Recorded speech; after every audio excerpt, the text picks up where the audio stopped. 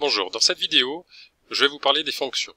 Donc il s'agit de parler plus précisément des variations des fonctions. Donc il s'agit de regarder si les fonctions vont être croissantes ou décroissantes, et surtout sur quel intervalle est-ce que cela va se passer. Puisqu'en fait, ces deux notions ne pourront pas être distinguées. On va parler de fonctions croissantes sur un intervalle, de fonctions décroissantes sur un intervalle. Donc une grande partie du travail que vous aurez à faire au cours de ce chapitre, ce sera de trouver quels sont les intervalles sur lesquels les fonctions vont être croissantes ou décroissantes. Donc pour comprendre comment ça fonctionne, on va s'intéresser à un exemple très précis. Il s'agit ici de regarder un marégramme. Donc un marégramme nous permet en fait de connaître la hauteur de l'eau en fonction du temps.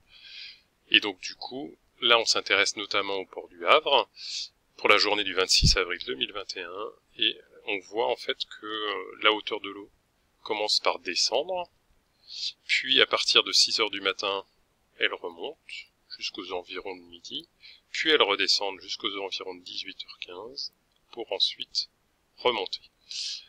Quand on parle de fonction, le vocabulaire va être un tout petit peu différent. On va pas parler de montée et de descendre, on va parler de fonctions croissantes et de fonctions décroissantes. Donc on va pouvoir dire qu'entre minuit, donc 0 heure, et 6 heures du matin, la fonction va être décroissante. Décroissante, puisqu'en fait, sa représentation graphique descend. Ensuite, entre 6 heures du matin et un tout petit peu avant midi, 11h45, la courbe monte, donc on va dire que la fonction est croissante. Et vous voyez, j'ai bien précisé ici le moment du début et le moment de fin. Donc ces deux notions-là sont vraiment indispensables. Il s'agit de l'intervalle dont je parlais tout à l'heure en introduction. Allons regarder maintenant ce qui se passe lorsqu'on le fait de manière plus générale. Donc en mathématiques, on définit des fonctions sur des intervalles, et ici pour déterminer la définition d'une fonction croissante, on va s'intéresser à une courbe. Alors là, j'ai choisi une courbe croissante. J'ai positionné deux points A1 et A2 sur cette courbe.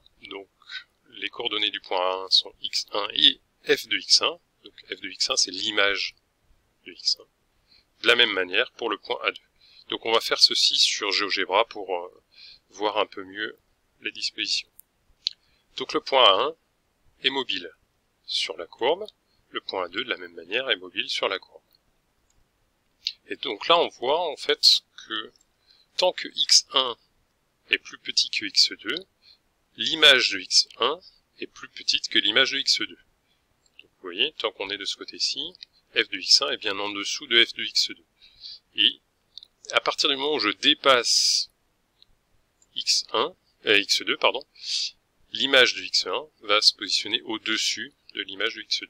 Donc ça, c'est vrai que je déplace x1 ou x2, ça ne change rien. Vous voyez ? Et donc là, en fait, c'est typique des fonctions croissantes.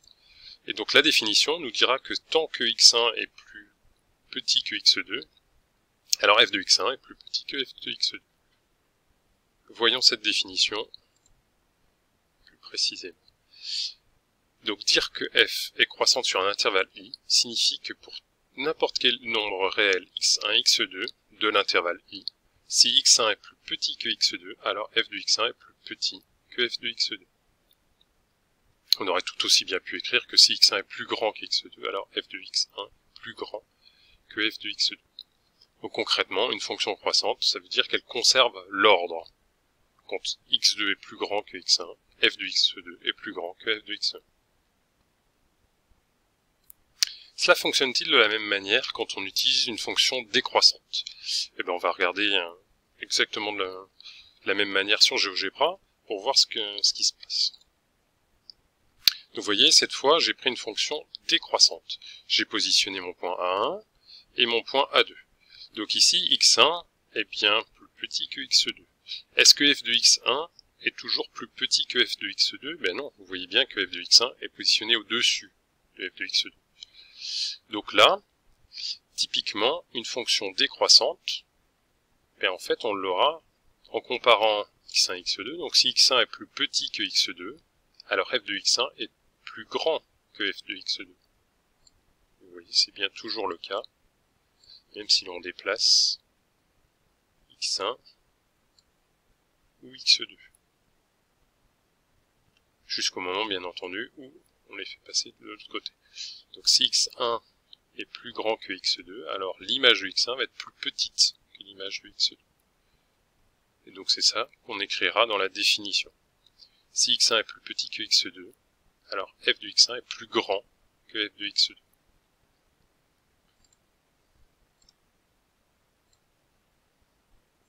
Vous voyez, pour n'importe quel nombre réel x1, x2 de l'intervalle i, si x1 est inférieur ou égal à x2, alors son image est plus grande que celle de x2.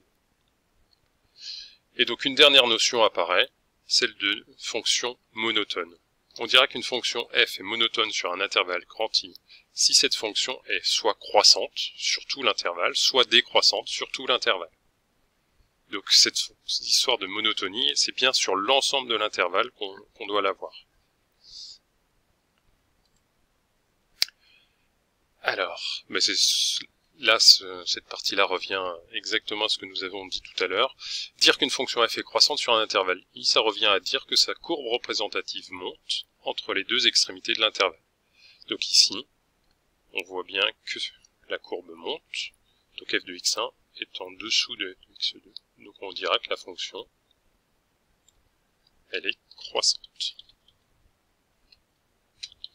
sur l'intervalle i.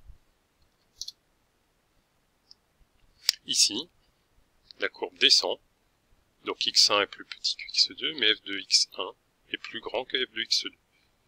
Donc on dira que la fonction est décroissante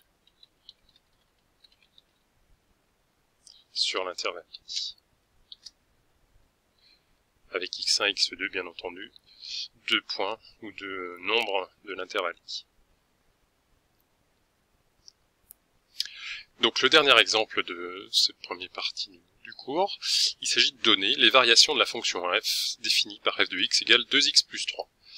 Alors, pour faire une démonstration, on n'a pas forcément beaucoup d'idées au départ, donc là il s'agit vraiment de reprendre la définition donnée par le cours, c'est-à-dire essayer de comparer x1, x2 et f de x1 et f de x2. Donc on commence par choisir deux nombres réels, x1 et x2, tels que par exemple x1 est supérieur ou égal à x2. Et puis en fait on va essayer de voir ce qui se passe donc si f de x1 est supérieur ou égal à f de x2. Donc là en fait je fais un petit peu à l'envers, c'est comme si c'était un brouillon, pour essayer de comprendre comment ça va fonctionner. Donc ici f de x1, en fait on peut très bien la réécrire en utilisant la définition. Donc f de x1 c'est 2 fois x1 plus 3. F de x2 c'est 2 fois x2 plus 3.